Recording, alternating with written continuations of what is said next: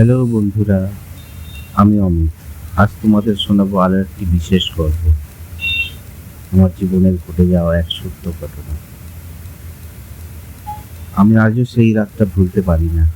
ঘরের আলো নিভে গিয়েছিল, কিন্তু আমার চোখের সামনে এক আলো ঠিকরে পড়ছিল ওর শরীর থেকে। আমার সৎ দিদি, তার নাম জয়া, কিন্তু আমি তাকে কখনো দিদি ভাবিনি। আমার মায়ের আগের ঘরের মেয়ে, কিন্তু সেই ঘর, সেই সম্পর্ক আমার কামনাকে কখনো বেঁধে রাখতে পারিনি।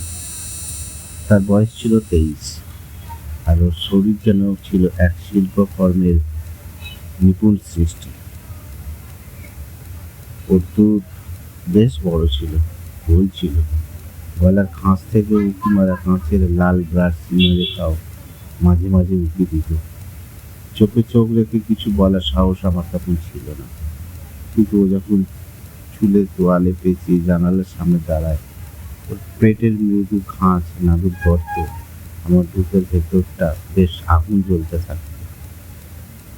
রোজ রাতে আমি চুপি চুপি রুমের দরজার ফাঁক দিয়ে দেখতাম ওর ব্লাউজের হুক খুলে ফেলা, গা ছাড়িয়ে এক হাত দিয়ে নিজেকে মোছা, আর আমি আমি নিজের বিছানায় তখন নিজের শরীরে হাত চালিয়ে ওকে ছুতে থাকি। একদিন সব ফাঁস হয়ে যায়। দিদি চুপচাপ দরজা খুলে দাঁড়ালো আমার সামনে আর বলল, তুই কি আমাকে দেখতে চাস রোজ? ওর ঠোঁটে কোনো রাগ ছিল না, ছিল এক রহস্যময় হাসি, যেন আমাকে চ্যালেঞ্জ করছিল। আমি আর চুপ করে থাকতে পারিনি। আমি বললাম, হ্যাঁ, আমি শুধু তোকে চাই। আমি অন্য কোনো মেয়ের শরীরের কল্পনা করলেও তোর মতো করে কাউকে কল্পনা করতে পারিনি। ও এক পা এগিয়ে এলো আর বলল, তুই কি আমার সবকিছু পেতে চাস? আমি ধীরে ধীরে ঘাড় নাড়লাম, এক নিঃশ্বাসে বলে ফেললাম, হ্যাঁ।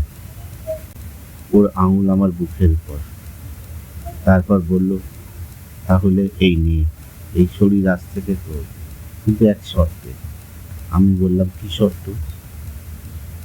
ও বলল, তুই শুধু আমার হবি, অন্য কারোর দিকে তাকাবি না।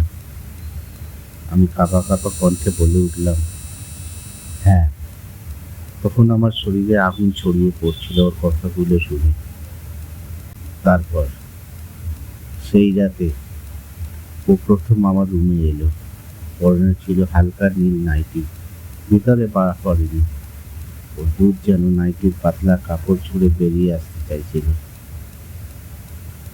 ও আমার বুকে হাত রাখলো, তারপর বলল, ধর আমাকে। সাহস করে, আমি তোর দিদি নই আজ থেকে। আমি ধীরে ধীরে ওর ঠোঁটে চুমু খেলাম। ওর ঠোঁট ছিল বেশ নরম, ভেজা, আর আমার কামনায় থরথর করে কাঁপছিল। ওর গলার ঠোঁট ছুঁয়ে নামতে নামতে ওর দুধের পাশে এলাম। আমি ধীরে ধীরে ওর দুধ টিপতে থাকলাম।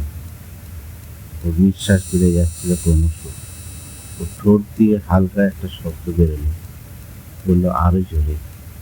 আমি ওর বাম স্তনটা মুখে পুরে নিলাম। ওর হাত আমার চুলে, ও আমার মাথায় চেপে পড়েছে। আমি নাভির উপর চুমু খেতে খেতে আরো নিচে নামছিলাম। ও চিত হয়ে শুয়ে পড়ল, ওর পা দুটো আলতো করে ছড়িয়ে দিল।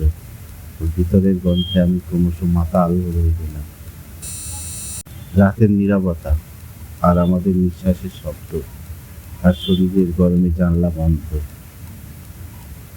আমরা সেই রাত থেকে একে অপরের এক ছাদের তলায় দুটো শরীর, এক প্রেম, গোপনে, সাহসে আর অনন্ত কামনায় জড়িয়েছিল।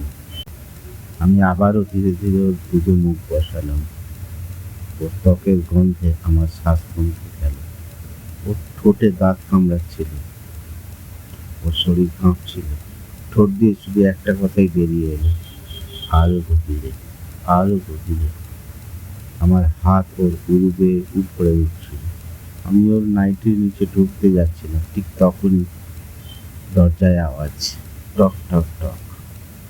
ঘরের দরজায় কড়া নাড়ার শব্দ। ও আমার বুকে চেপে ধরে পিস পিস করে বলল, দরজা খুলিস না, আজ আমি শুধু তোর। আমি চুপচাপ তাকিয়ে রইলাম ওর চোখে। ওর ঠোঁট আমার ঠোঁট ছুঁয়ে আবারও বলল, এই রাতে আমাদের শুরু।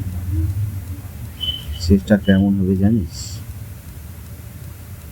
শুনতে থাকো, পরের গল্প খুব তাড়াতাড়ি আসছে। নমস্কার।